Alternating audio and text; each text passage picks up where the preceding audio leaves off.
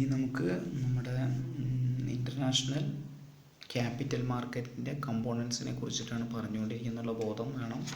അതിൽ നമ്മൾ ബോണ്ട് മാർക്കറ്റിൽ ഈ ഫോറിൻ ബോണ്ടും യൂറോ ബോണ്ടും, പിന്നെ നമ്മൾ വേറൊരു സംഭവമുള്ളത്, അതായത് ബോണ്ട് മാർക്കറ്റിൽ തന്നെ ഇൻ്റർനാഷണൽ ബോണ്ട് മാർക്കറ്റിൽ ഉപയോഗിക്കുന്ന വേറൊരു സംഭവമാണ് ഫ്ലോട്ടിംഗ് റേറ്റ് നോട്ട് എന്ന് പറയും. ഫ്ലോട്ടിംഗ് റേറ്റ് നോട്ട് എന്ന് പറഞ്ഞാൽ പേര് തന്നെ ഉണ്ട്. എന്ന് വെച്ചാൽ എന്താ, ഇൻട്രസ്റ്റ് റേറ്റ് ഫ്ലോട്ടിംഗ് ആണ്, ഫിക്സഡ് അല്ല, ഫ്ലക്ച്വേറ്റിംഗ് ആണ്. മനസ്സിലായല്ലോ? അപ്പം ഈ ഇൻട്രസ്റ്റ് റേറ്റ് നിശ്ചയിക്കുന്നത് ലിബോറാണ്. ഞാൻ നേരത്തെ എപ്പോഴെങ്കിലൊക്കെ നിങ്ങളൊരു ലണ്ടൻ ഇൻ്റർ ബാങ്ക് ഓഫേർഡ് റേറ്റ് എന്ന് പറയുന്നുണ്ട്, ലിബോർ എന്ന് പറഞ്ഞു കഴിഞ്ഞാൽ നമ്മൾ വാങ്ങുന്ന ഫിനാൻഷ്യൽ ഇൻസ്ട്രുമെൻസിൻ്റെ ഇൻട്രസ്റ്റ് റേറ്റ് നിർണ്ണയിക്കുന്ന ഒരു അതോറിറ്റിയാണ് ലിബോർ. മനസ്സിലായല്ലോ? അപ്പോൾ ഈ ലിബോറിൻ്റെ ഇൻട്രസ്റ്റ് റേറ്റിനനുസരിച്ച് മാറുന്ന ഒരു ഫിനാൻഷ്യൽ ഇൻസ്ട്രുമെൻ്റാണ് ഫ്ലോട്ടിംഗ് റേറ്റ് നോട്ട് എന്ന് പറഞ്ഞാൽ. ഓക്കെ, അപ്പോൾ ഇതൊരു യൂറോ ബോണ്ട് തന്നെയാണ്. പക്ഷേ ഇതിൻ്റെ ഇൻട്രസ്റ്റ് റേറ്റ് എന്ത് ചെയ്യുന്നു? It will varies in line with LIBOR നിശ്ചയിക്കുന്ന ഇൻട്രസ്റ്റ് റേറ്റ് വാരി ചെയ്യുന്നതിനനുസരിച്ച് ഇതും വാരി ചെയ്യും. മനസ്സിലായല്ലോ? അപ്പോൾ പക്ഷേ ഇതിനെപ്പോഴും ഒരു മിനിമം റേറ്റ് ഉണ്ടായിരിക്കും, പ്ലസ് അതിൻ്റെ കൂടെ ലിബോറിൻ്റെ ഈ ഫ്ലോട്ടിംഗ് റേറ്റ് കൂടി അഡ്ജസ്റ്റഡ് ആണ്. മനസ്സിലായല്ലോ? അപ്പോൾ മിനിമം റേറ്റ് ഇല്ലെങ്കിൽ പിന്നെ നമ്മളാരും വാങ്ങൂല. അതിൻ്റെ കൂടെ എന്തുണ്ടായിരിക്കും? ലിബോർ റേറ്റ് മാറുന്നതിനനുസരിച്ച് ഇൻട്രസ്റ്റ് റേറ്റ് മാറിക്കൊണ്ടിരിക്കും. എന്ന് വെച്ചാൽ ഇത് കൂടുക എന്നും പറയാൻ പറ്റില്ല, കൂടി കുറഞ്ഞൊക്കെ ഇരിക്കാം. അപ്പോൾ അത് ഫ്ലോട്ടിംഗ് റേറ്റ് നോട്ട് എന്ന് പറഞ്ഞാൽ കുറച്ചൊരു റിസ്ക്കി ആയിട്ടുള്ളൊരു ഇൻവെസ്റ്റ്മെൻ്റ് ആണ്. പക്ഷെ എന്നാലും നമുക്ക് പൈസ നഷ്ടപ്പെടില്ല. നമുക്ക് ബോണ്ട് മാർക്കറ്റിൻ്റെ ഏറ്റവും വലിയ പ്രത്യേകത അതാണ്, നിങ്ങളുടെ പൈസ ഒരിക്കലും നഷ്ടപ്പെടില്ല. നിങ്ങൾക്ക് എപ്പോഴും ഇൻട്രസ്റ്റും കിട്ടും, പിന്നെ അതിൻ്റെ പണവും തിരികെ കിട്ടും. ഓക്കെ, അതാണ് ഈ ബോണ്ട് മാർക്കറ്റ് ഇത്രയും ഒരു പ്രസിദ്ധിയാവാനുള്ള കാരണം അതാണ്. So floating rate notes are medium time euro bonds in which the interest rate will vary in line with ലിബോറിൻ്റെ നീക്കനുസരിച്ചിട്ട് ഇൻട്രസ്റ്റ് റേറ്റ് വാരി ചെയ്തിരിക്കും. മനസ്സിലായല്ലോ? നെക്സ്റ്റ് വേറൊരു കാര്യമുള്ളത് എന്താണെന്ന് വെച്ചാൽ, ഇപ്പം ഫോറിൻ ബോണ്ട് യൂറോ ബോണ്ടിന് പുറമെ വേറെയും കുറച്ച് ഇൻ്റർനാഷണൽ ബോണ്ടുകൾ കൂടി ഉണ്ട്. അതിലൊന്നാണ് ഗ്ലോബൽ ബോണ്ട്. പേര് തന്നെ ഉണ്ട്. എന്ന് വെച്ചാൽ ഗ്ലോബൽ ബോണ്ട് എന്ന് പറഞ്ഞു കഴിഞ്ഞാൽ വ്യത്യസ്തങ്ങളായ രാജ്യങ്ങളുടെ കറൻസിയിൽ അവൈലബിൾ ആയിട്ടുള്ള ബോണ്ടാണ് ഗ്ലോബൽ ബോണ്ട്. ഓക്കെ, അപ്പോൾ വലിയൊരു ലാർജ് ആയിട്ടുള്ള ഇൻ്റർനാഷണൽ ബോണ്ടാണ്. മനസ്സിലായല്ലോ? ഇത് ഓഫർ ചെയ്യുന്നത് ഒറ്റ ബോറോവറാണ്, ഒരു സിംഗിൾ ബോറോവറാണ് ഈ ബോണ്ടുകൾ മുഴുവൻ ഓഫർ ചെയ്യുന്നത്. പക്ഷേ ബോണ്ടിൻ്റെ ഡിനോമിനേറ്റഡ് കറൻസി വിൽ വാരി, പല കറൻസികളായിരിക്കാം. അപ്പോൾ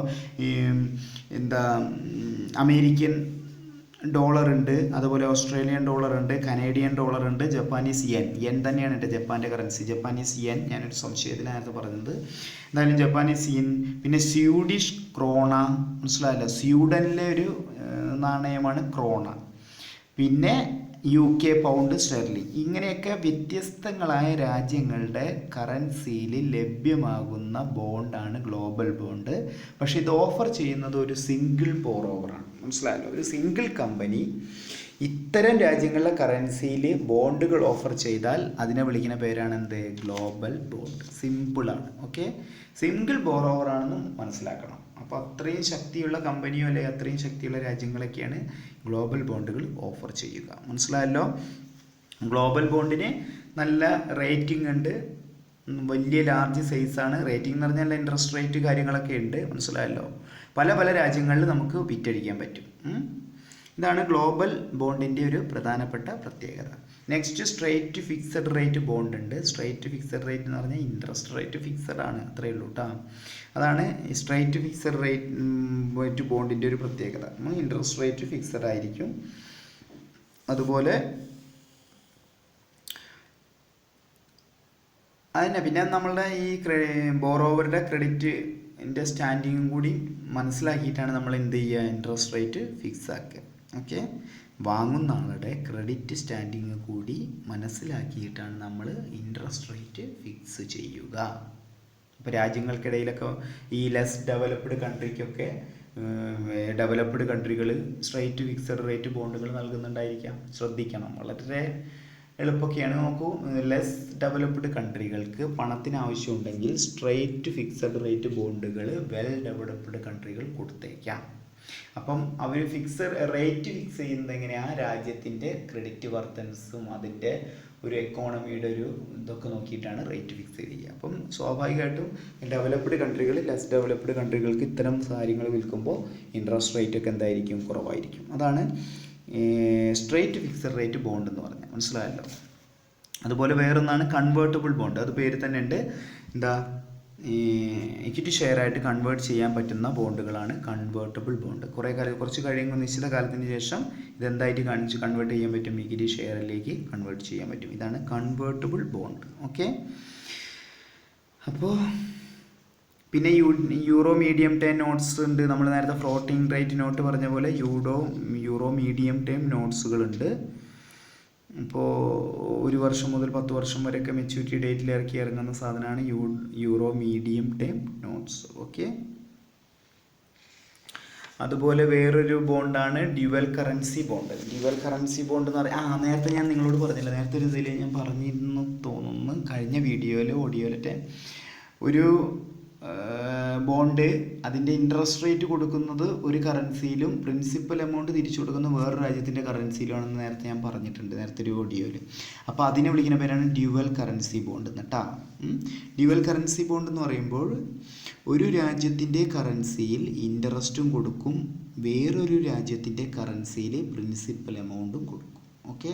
അപ്പം ജപ്പാനീസ് യെന്നിൽ ഇൻട്രസ്റ്റ് കൊടുക്കും, അതുപോലെ അമേരിക്കൻ ഡോളറിൽ എന്ത് കൊടുക്കും, നമ്മുടെ ഈ പ്രിൻസിപ്പൽ എമൗണ്ട് തിരിച്ചു കൊടുക്കുകയാണെങ്കിൽ അത്തരം ബോണ്ടിനെ നമ്മൾ വിളിക്കുന്ന പേരാണ് എന്ത്, ഡ്യുവൽ കറൻസി ബോണ്ട്. ഇതെന്തിനാന്ന് വെച്ചാൽ നിങ്ങൾക്കറിയാം, ഈ ഫോറിൻ എക്സ്ചേഞ്ച് മാർക്കറ്റിൽ രാജ്യങ്ങളുടെ കറൻസിയിൽ വ്യതിയാനങ്ങൾ കൂടുതലൊക്കെ ഉണ്ടാവും. അപ്പം ശ്രദ്ധിക്കണം, ഒരു രാജ്യത്തിൻ്റെ കറൻസിയിലെ മൂല്യത്തിൽ ഒരു ഡീവാല്യുവേഷൻ വന്നു കഴിഞ്ഞാൽ വേറൊരു രാജ്യത്തിൻ്റെ സ്വാഭാവികമായിട്ട് വേറൊരു രാജ്യത്തിൻ്റെ കറൻസിയിൽ എന്ത് വരും, അപ്വേർഡ് മൂവ്മെൻറ്റ് വരും. മനസ്സിലായല്ലോ. അപ്പോൾ ഇങ്ങനെയുള്ള ബോണ്ടുകൾ വാങ്ങിയാൽ നമുക്കുള്ള ഗുണം എന്താണെന്ന് വെച്ചാൽ ഇൻട്രസ്റ്റ് റേറ്റ് നമുക്ക് കിട്ടുന്നത് ചിലപ്പം നല്ല രാജ്യത്തിൻ്റെ കറൻസിയിലായിരിക്കും. അപ്പോൾ ഇൻട്രസ്റ്റ് റേറ്റ് നമുക്ക് കിട്ടും. ഇനിയിപ്പം പ്രിൻസിപ്പൽ എമൗണ്ട് തിരിച്ച് നൽകുന്ന കറൻസിയിൽ മൂല്യം ശോഷണം ഉണ്ടായാലും ഇൻട്രസ്റ്റ് കിട്ടുന്ന കറൻസി നല്ല കറൻസി ആയിരിക്കും. ഇനി ഇൻട്രസ്റ്റ് കിട്ടുന്ന കറൻസിയുടെ മൂല്യത്തിൽ ശോഷണം ഉണ്ടായാൽ പ്രിൻസിപ്പൽ എമൗണ്ട് കിട്ടുന്ന കറൻസി നല്ല കറൻസി ആവും. കണ്ടില്ലേ, അങ്ങനെ നല്ല ഇതൊക്കെ ഓരോ ഐഡിയകളാണ്, ഒക്കെ യൂറോപ്യൻ കൺട്രികൾ കണ്ടുപിടിക്കുന്നതാണ്. അപ്പോൾ നമ്മൾക്ക് ആസ് ആൻ ഇൻവെസ്റ്റർ, ഒരു പൊട്ടൻഷ്യൽ ഇൻവെസ്റ്റർ എന്ന നിലയിൽ നിങ്ങൾ ആലോചിക്കുമ്പോൾ നിങ്ങൾക്ക് കുറേ കൂടി ആക്സസബിൾ ആണ് ഏത്, dual currency bond. If it is available we can purchase it. Okay. അപ്പോൾ ഡ്യുവൽ കറൻസി ബോണ്ടിൽ നിങ്ങൾക്ക് പ്രിൻസിപ്പൽ എമൗണ്ട് ഒരു കറൻസിയിലും കിട്ടും, ഈ ഇൻട്രസ്റ്റ് റേറ്റ് വേറൊരു കറൻസിയിലും കിട്ടും. ഓക്കെ. ഇനി നെക്സ്റ്റ് ഉള്ളത് കോക്ടെയിൽ ബോണ്ട് എന്ന് പറയും. കോക്ടെയിൽ ബോണ്ട് എന്ന് പറഞ്ഞാൽ ഒരുപാട് കറൻസിയുടെ ഒരു മിശ്രിതമാണ് കോക്ടെയിൽ ബോണ്ട്. മനസ്സിലായല്ലോ. അപ്പോൾ ഏകദേശം ഒരു ആവറേജ് ഒരു 5 കറൻസിയുടെ മിക്സ്ചർ. അപ്പോൾ നിങ്ങൾക്ക് സ്വാഭാവികമായിട്ട് സംശയം വരും, ഈ 5 കറൻസിയുടെ വെയ്റ്റഡ് ആവറേജ് കണ്ടിട്ടാണ് നമ്മൾ എന്ത് ചെയ്യുക, ഇത്തരം ബോണ്ടുകളുടെ നിർണ്ണയിക്കുക, വില കാര്യങ്ങളൊക്കെ.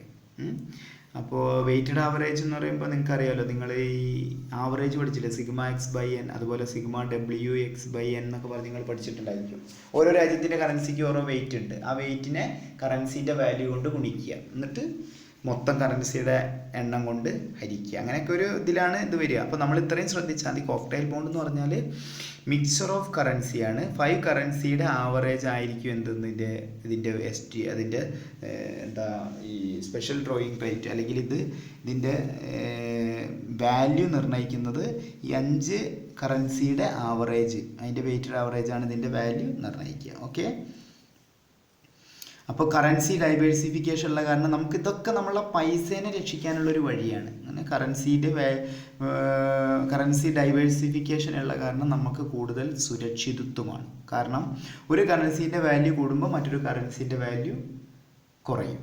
മനസ്സിലായല്ലോ. അപ്പം ഒരു കറൻസീൻ്റെ വാല്യൂ കുറയുന്നത് കണ്ട് നമുക്ക് ഭയക്കേണ്ടതില്ല. ഈ 5 കറൻസിയിൽ ഏതെങ്കിലും ഒന്ന് കൂടുമ്പോൾ ഒന്ന് കുറയും. അപ്പം എപ്പോഴും നമുക്കൊരു സുരക്ഷിതത്വം ഉണ്ട് ഏത് കോക്ടെയിൽ ബോണ്ട് വാങ്ങി. അപ്പോൾ കോക്ടെയിൽ ബോണ്ട് എന്ന് പറഞ്ഞാൽ മിക്സർ ഓഫ് കറൻസിയാണ്. ബോണ്ട് ഡിനോമിനേഷൻ ചെയ്യുന്നത് മിക്സഡ് ഓഫ് കറൻസിയിലാണ്. അതാണ് കോക്ടെയിൽ ബോണ്ടിൻ്റെ ഒരു പ്രത്യേകത. ഓക്കെ. അതുപോലെ വേറൊരു ബോണ്ടാണ് ബ്രാഡി ബോണ്ട് എന്ന് പറയും. ബ്രാഡി ബോണ്ട് എന്ന് പറഞ്ഞാൽ ബ്രാൻഡി അല്ല കേട്ടോ. ബ്രാഡി ബോണ്ട് എന്ന് പറഞ്ഞു കഴിഞ്ഞാൽ ഈ ലെസ് ഡെവലപ്ഡ് കൺട്രികളെ അല്ലെങ്കിൽ കുറച്ച് എക്കോണമി റെലവൻ്റ് ആയിട്ടുള്ള കൺട്രികൾക്കായിട്ട് IMFും വേൾഡ് ബാങ്കും സെൻട്രൽ ബാങ്ക് കൂടി ഇഷ്യൂ ചെയ്ത ബോണ്ടാണ് ബ്രാഡി ബോണ്ട്. മനസ്സിലായല്ലോ? ഇപ്പോൾ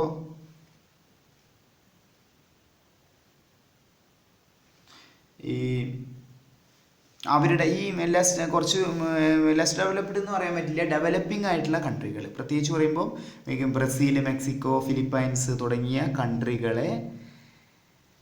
കൺട്രികളിൽ അവർക്ക് കൊടുത്ത ബോണ്ടാണ് ബ്രാഡി ബോണ്ട്. മനസ്സിലായില്ല? ഇത്തരം കൺട്രികൾ ഇറക്കുന്നു, അവർ ഇത് വാങ്ങുന്ന ആൾക്കാർ IMFും അതുപോലെ വേൾഡ് ബാങ്കൊക്കെ ഇത് വാങ്ങുന്നു, ബ്രാഡി ബോണ്ട്. മനസ്സിലായല്ലോ? അപ്പം കുറച്ചുകൂടി ഡെവലപ്പിംഗ് ആയിട്ടുള്ള കൺട്രികൾ ബോണ്ടുകൾ ഇറക്കുന്നു, അത് IMFും വേൾഡ് ബാങ്ക് പോലെയുള്ള രാജ്യങ്ങൾ വാങ്ങുന്നു. അവർ ആ രാജ്യങ്ങളെ രക്ഷിക്കാനുള്ളൊരു മാർഗ്ഗമാണ്. മനസ്സിലായല്ലോ? അവർക്ക് പൈസയ്ക്ക് ബുദ്ധിമുട്ട് വരുന്ന സമയത്ത് അവരിറക്കിയത്. അപ്പം മെക്സിക്കോയും ബ്രസീലും ഫിലിപ്പൈൻസൊക്കെ ഏതെങ്കിലും തരത്തിലുള്ള സാമ്പത്തിക ബുദ്ധിമുട്ട് ഇത്തരം രാജ്യങ്ങൾ അനുഭവിച്ചിട്ടുണ്ടായേക്കാം. മനസ്സിലായല്ലോ? ഇപ്പോൾ ഞാൻ നാൾ പേപ്പറിൽ വായിച്ചു, ഗ്രീസ്, പല രാജ്യങ്ങളും ഇപ്പോൾ സാമ്പത്തിക പ്രയാസത്തിലാണ്. അപ്പം അത്തരം രാജ്യങ്ങളെല്ലാം രക്ഷപ്പെടുത്താൻ ആര് ശ്രമിക്കും? ഈ IMF ആയാലും വേൾഡ് ബാങ്ക് ആയാലും പ്രത്യേകിച്ച് US, അമേരിക്ക, ഇവരൊക്കെ ശ്രമിക്കും. കാരണം രാജ്യങ്ങളുടെ കറൻസി മൂല്യങ്ങളൊക്കെ എല്ലാം ദ്രവിച്ചു കഴിഞ്ഞാൽ മൊത്തം ഈ ലോകത്തിൻ്റെ സമ്പദ് വ്യവസ്ഥയെ ബാധിക്കും. അപ്പം ഒരു രാജ്യം അല്ലെങ്കിൽ ശക്തമായ രാജ്യങ്ങളൊക്കെ ബുദ്ധിമുട്ടിലാവുന്ന സമയത്ത് ആ രാജ്യങ്ങളെ സഹായിക്കാനായിട്ട് പല കാര്യങ്ങൾ ഇറക്കും. അതുപോലെ ഒരു സാധനമായിരിക്കണം ബ്രാഡി ബോണ്ട്. മനസ്സിലായല്ലോ? അപ്പോൾ ഫിലിപ്പീൻസ്, മെക്സിക്കോ, ബ്രസീൽ ഇതിനൊക്കെ രക്ഷിക്കാനായിട്ട് 80കളിൽ ഇറക്കിയ ഒരു ബോണ്ടാണ് ബ്രാഡി ബോണ്ട്. മനസ്സിലായല്ലോ? അപ്പോൾ ഈ ഇഷ്യൂ ചെയ്യുന്നത് ഇത്തരം രാജ്യങ്ങൾ, ഫിലിപ്പൈൻസ്, മെക്സിക്കോ, ബ്രസീലെല്ലാം വാങ്ങിയത് IMFും വേൾഡ് ബാങ്കൊക്കെ. അപ്പോൾ അതുവഴി ധനശേഖരണം ആർക്ക് നടത്താൻ പറ്റും? ഈ ഡെവലപ്പിംഗ് ആയുള്ള രാജ്യങ്ങൾക്ക് നടത്താൻ പറ്റും. മനസ്സിലായല്ലോ? ചിലപ്പോൾ അതൊക്കെ ഗുണം കണ്ടിരിക്കും. കാരണം ഇന്ന് ബ്രസീൽ, മെക്സിക്കോ എന്നൊക്കെ പറഞ്ഞാൽ അത്യാവശ്യം പൈസയുള്ള രാജ്യങ്ങളായിട്ട് മാറിക്കഴിഞ്ഞു. ഓക്കെ, നെക്സ്റ്റ് വേറൊരു കാര്യമാണ് സോവറിൻ ബോണ്ട്. വേറൊരു ബോണ്ടാണ് എന്ത്? Sovereign bond. സോവറിൻ ബോണ്ട് എന്ന് പറഞ്ഞാൽ ശരിക്കും ഗവൺമെൻറ്റിൻ്റെ ബോണ്ടിന് നമ്മൾ എന്ത് പറയുക? Sovereign bond. അപ്പോൾ ഇന്ത്യ ഗവൺമെൻറ് ബോണ്ട് ഇറക്കുകയാണെങ്കിൽ അതിനെ വിളിക്കുന്ന പേരാണ് എന്ത്? Sovereign bond. മനസ്സിലായല്ലോ? അപ്പോൾ ഇതും പഴയ കാലത്തെല്ലാം ഇറക്കിയിരുന്നത് ലെസ് ഡെവലപ്ഡ് ആയ കൺട്രികളാണ്. എന്ന് വെച്ചാൽ അവർ അവരുടെ സാമ്പത്തിക സുരക്ഷിതത്വം ഒന്നുകൂടി ഉറപ്പുവരുത്താനായിട്ട് അവർ സോവറിൻ ബോണ്ട് ഇറക്കുക. അപ്പോൾ സോവറിൻ ബോണ്ട് എന്ന് പറഞ്ഞാൽ ഗവൺമെൻറ് ഇനീഷ്യേറ്റ് ചെയ്തിറക്കുന്ന ബോണ്ടാണ് സോവറിൻ ബോണ്ട്. പ്രിൻസിപ്പൽ എമൗണ്ടും പിന്നെ ഇൻട്രസ്റ്റ് എല്ലാം ആരാണ് ഗ്യാരണ്ടി കൊടുക്കുന്നത്? ഗവൺമെൻറ്. ഇന്ത്യ ഗവൺമെൻറ് ഒരു ബോണ്ട് ഇറക്കുകയാണെങ്കിൽ നമുക്ക് എന്ത് വിളിക്കാം? സോവറിൻ ബോണ്ട് എന്ന് വിളിക്കാം. ഓക്കെ, പിന്നെ ആൽപൈൻ കൺവേർട്ടബിൾസ് എന്ന് പറഞ്ഞ വേറൊരു സംഭവമുണ്ട്. ഒന്നുമില്ല, ഇതെല്ലാം പൈസ ശേഖരിക്കാനുള്ള ഓരോ കാര്യങ്ങൾ. മനസ്സിലായല്ലോ? അപ്പോൾ ഈ ആൽപൈൻ കൺവേർട്ടബിൾ എന്ന് പറഞ്ഞാൽ പഠിക്കുന്ന വേണം, മറവൊന്നുമില്ല. ആൽപൈൻ കൺവേർട്ടബിൾ എന്ന് പറഞ്ഞാൽ ഈ സ്വിസ് ബാങ്കുകൾ, 3 പ്രധാനപ്പെട്ട സ്വിസ് ബാങ്കുകളാണ് യൂണിയൻ ബാങ്ക് ഓഫ് സ്വിറ്റ്സർലൻഡ്, അതുപോലെ credit Swiss banking corporation, SBC എന്നൊക്കെ പറയും. ഭയങ്കര പൈസയുള്ള ഒരു ഇതാണ് അതൊക്കെ. ഇപ്പോൾ സ്വിസ് ബാങ്കുകൾ എന്ന് പറഞ്ഞാൽ തന്നെ നിങ്ങൾക്ക് അറിയാം, ഇന്ത്യക്കാരൊക്കെ കള്ളപ്പണമെല്ലാം കൊണ്ടുവരുന്നത് സ്വിസ് ബാങ്കിലാണ്. എന്ന് വെച്ചാൽ ഒരിക്കലും നിക്ഷേപകൻ്റെ രഹസ്യവിവരങ്ങൾ പുറത്തേക്ക് വിടാത്തതാണ് സ്വിസ് ബാങ്ക്. ഓക്കെ, അപ്പോൾ ഈ സ്വിസ് ബാങ്കിങ് കോർപ്പറേഷൻ, അതുപോലെ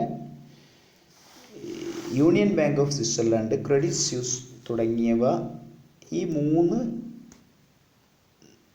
ബാങ്കുകൾ, ഈ 3 ബാങ്കുകളാണ് ഇറക്കിയ സാധനമാണ് ആൽപൈൻ കൺവേർട്ടബിൾസ്. മനസ്സിലായല്ലോ? അപ്പോൾ സ്വിസ് ഇൻവെസ്റ്റേഴ്സിനാണ് ഇത് വിറ്റത്, ഡോളറിലാണ് ഇത് ഇറക്കിയത്. അത്രയേ ഉള്ളൂ കേട്ടോ. ആൽപൈൻ കൺവേർട്ടബിൾസ് എന്ന് പറഞ്ഞാൽ ചാനൽ ഏതാണ്? യൂണിയൻ ബാങ്ക് ഓഫ് സ്വിറ്റ്സർലൻഡും ക്രെഡിറ്റ് സ്വിസും സ്വിസ് ബാങ്കിങ് കോർപ്പറേഷനും ഇതുവഴി വിറ്റഴിച്ചതാണ് എന്ത്? ആൽപൈൻ കൺവേർട്ടബിൾസ്. സ്വിസ് ഇൻവെസ്റ്റേഴ്സിന് വിറ്റു, അവർ വാങ്ങിയിട്ടുണ്ടായിരിക്കാം. ഇതാണ് എന്ത്? ആൽപൈൻ കൺവേർട്ടബിൾസ് എന്ന് പറഞ്ഞാൽ. അപ്പം നമ്മളിപ്പം യൂറോ ബോണ്ട് മാർക്കറ്റ് ഓർക്കുക, ഫോറിൻ ബോണ്ട് മാർക്കറ്റ് ഓർക്കുക, FRN ഫ്ലോട്ടിംഗ് റേറ്റ് നോട്ട് ഓർക്കുക, യൂറോ മീഡിയം ടൈം നോട്ട് ഓർക്കുക, കൺവേർട്ടബിൾ ബോണ്ട് ഓർക്കണം, ഗ്ലോബൽ ബോണ്ട് ഓർക്കണം, അതുപോലെ സ്ട്രെയിറ്റ് ഫിക്സഡ് റേറ്റ് ബോണ്ട് ഓർക്കണം. Okay, cocktail bond, dual currency bond, Brady bond, sovereign bond, alpine convertibles, ഇങ്ങനെയൊക്കെ കാര്യങ്ങളുണ്ട്. മനസ്സിലായല്ലോ? നെക്സ്റ്റ് വേറൊരു കാര്യമുള്ളത് ഡെപ്പോസിറ്ററി റിസീപ്റ്റ് എന്നാണ്. ഡെപ്പോസിറ്ററി നിങ്ങളിതെല്ലാം കേട്ടതാണ്. ഡെപ്പോസിറ്റ് റിസീപ്റ്റ് എന്ന് പറഞ്ഞാൽ ഒരു നെഗോഷ്യബിൾ സർട്ടിഫിക്കറ്റ് ആണ്. നമ്മൾ ഈ സർട്ടിഫിക്കറ്റ് ഓഫ് ഡെപ്പോസിറ്റ് എന്നൊക്കെ പറയുന്ന പോലെ. പക്ഷെ അതല്ല. ഡെപ്പോസിറ്റ് റെസിപ്റ്റ് എന്ന് പറഞ്ഞാൽ നെഗോഷ്യബിൾ ഇൻസ്ട്രുമെൻ്റ് ആണ്. ഒരു ഫിനാൻഷ്യൽ ഇൻസ്റ്റിറ്റ്യൂഷൻ ഇറക്കുന്ന നെഗോഷ്യബിൾ ഇൻസ്ട്രുമെൻ്റ് ആണ്. മനസ്സിലായല്ലോ. ഇത് ഷെയറിൻ്റെ ഓണർഷിപ്പിനെയാണ് ഇത് സൂചിപ്പിക്കുന്നത്. അപ്പോൾ ഡെപ്പോസിറ്റ് റെസിപ്റ്റ് എന്ന് പറഞ്ഞാൽ negotiable instrument issued by financial institution. എന്നെ വിളിക്കുന്ന ഇങ്ങനെ ഇറക്കുന്ന സാധനത്തിന് ഡെപ്പോസിറ്ററി ബാങ്കുകളാണ് ഡെപ്പോസിറ്ററി ഇറക്കുക. ഡെപ്പോസിറ്റ് റെസിപ്റ്റ് ഇറക്കുന്നത് ഡെപ്പോസിറ്ററി ബാങ്കുകളാണ്. ഷെയറിൻ്റെ ഓണർഷിപ്പിനെയാണ് ഇത് സൂചിപ്പിക്കുന്നത്. അപ്പോൾ എൻ്റെ കയ്യിൽ ഒരു ഡെപ്പോസിറ്റ് റെസിപ്റ്റ് ഉണ്ടെങ്കിൽ അത് ഷെയറിൻ്റെ ഓണർഷിപ്പിനെ സൂചിപ്പിക്കും. എന്നാൽ ഷെയർ അല്ലാതെ ഷെയറിൻ്റെ ഓണർഷിപ്പിനെ സൂചിപ്പിക്കുന്ന ഒരു സാധനമാണ് എന്ത്? Depository receipt. ഓക്കെ. അപ്പോൾ ഒരു കമ്പനിയുടെ ഷെയറുകൾ, മനസ്സിലായല്ലോ, ഇപ്പോൾ ഇന്ത്യയിൽ രജിസ്റ്റർ ചെയ്ത കമ്പനിയുടെ ഷെയറുകൾ നമ്മളൊരു കസ്റ്റോഡിയൻ മുഖേന, അല്ലെ, ഡെപ്പോസിറ്ററി ബാങ്ക് അപ്പോയിൻറ്റ് ചെയ്യുന്ന കസ്റ്റോഡിയൻ മുഖേന വിൽക്കുകയാണ്. നേരത്തെ നമ്മൾ GDR ADR എന്നൊക്കെ പറയില്ലേ. ADR എന്ന് വെച്ചാൽ Indian shares are sold by Indian company in USA. മനസ്സിലായല്ലോ. അതുപോലെയാണ്. അപ്പോൾ ഇന്ത്യൻ കമ്പനി അല്ലെങ്കിൽ ഒരു രാജ്യത്തുള്ള കമ്പനി ഒരു രാജ്യത്തെ കമ്പനി അവരുടെ ഷെയറുകൾ ഒരു ഡെപ്പോസിറ്ററി ബാങ്ക് വഴി മറ്റൊരു രാജ്യത്ത് വിറ്റഴിക്കുന്നതാണ് ഏത്? Depository receipt. ഓക്കെ. അപ്പോൾ അതുകൂടി ഒന്ന് ഓർക്കുക. ഡെപ്പോസിറ്ററി റെസിപ്റ്റും വൺ ഓഫ് ദ പ്രോമിനൻ്റ് ആയിട്ടുള്ള ഒരു കാര്യമാണ് ഫണ്ട് ശേഖരണത്തിന്. ഓക്കെ. ഇത് രണ്ട് തരത്തിലുണ്ട്, ADR GDR. Deposit receipt ADR GDR നമ്മൾ മുന്നേ പഠിച്ചതാണ്. ഞാൻ മുന്നേ നിങ്ങൾക്ക് പറഞ്ഞു തന്നതാണ്. ADR എന്ന് പറഞ്ഞാൽ Indian shares are sold in America, Indian company in America. Global depositories പറഞ്ഞാൽ എന്താ? ഈ അമേരിക്ക ഒഴികെയുള്ള സ്ഥലങ്ങളിൽ, മനസ്സിലായല്ലോ, വിൽക്കുന്നതാണ് ഏത്? Global depository receipt. അമേരിക്ക ഒഴികെ ഉള്ള സ്ഥലങ്ങളിൽ ഇന്ത്യൻ കമ്പനിയുടെ shares sold by Indian shares are sold by Indian company in different countries except America is global depository receipt. In America is American depository receipt. Okay. ഇതാണ് ADR GDR എന്ന് പറഞ്ഞത്. നമ്മളതിൻ്റെ മുന്നേ അത് ADR GDR വ്യത്യാസങ്ങളൊക്കെ പഠിച്ചു എന്നാണ് ഞാൻ ഓർക്കുന്നത് ഈ ഫിനാൻഷ്യൽ മാർക്കറ്റിൽ. മനസ്സിലായല്ലോ. അപ്പോൾ ഇതൊക്കെയാണ് ഈ വീഡിയോയിൽ പറയാനുള്ളത്. ഇതൊരു 18 മിനിറ്റിൻ്റെ വീഡിയോ ആണ്. ബാക്കിയുള്ളത് നമുക്ക് പിന്നെ ഒരു ക്ലാസ്സിലെടുക്കാം. ഓക്കെ.